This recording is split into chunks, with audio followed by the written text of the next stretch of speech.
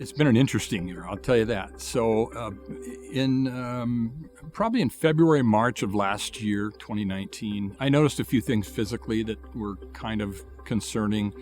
I had lost some weight without any reason, without trying, and I had an annual physical scheduled for June of that year. So I waited for that. Blood test revealed that I was anemic. And when my doctor told me that, I said, so what do I take, some iron pills or something? And he said, no, it's a little more serious than that. After the results came in and I went back for an appointment, the doctor came in and said, I'm sorry to tell you, you've got acute myeloid leukemia, which is something you never expect to hear. The doctor told me I had 6 to 12 months, the best case scenario. I said, okay, let's talk about treatment.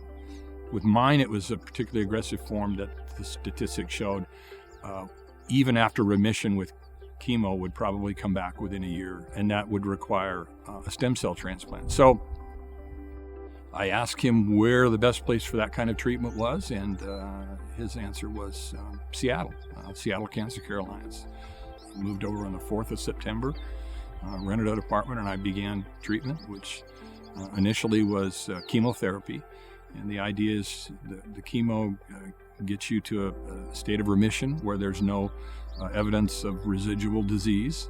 And if you're lucky enough to get to that point and they have found a qualified donor for your stem cells, then you go into the stem cell transplant protocol, which I did. On December 20th, I was in the UW Medical Hospital and underwent a stem cell transplant. I was fortunate. I attained remission after 2 rounds of chemo. They were able to find a donor that was they matched certain blood characteristics, and my donor was a 10 out of 10. He was Italian. He was from Italy. Eventually, around the end of March, 1st of April, we were cleared to head home, and we're back. And so I consider myself really pretty lucky. With the stem cell transplant, my stem cells are still engrafting and I have a compromised immune system. And while I was gone, I participated by phone and email and text message and phone call as much as I possibly could. So I continued to work. But my intention was to come back and get involved, personally again, just making sure I stayed away from people with a cold or the flu.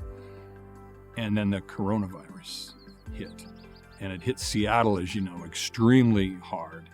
And it was a little scary being over there as fast as things were progressing at that particular time.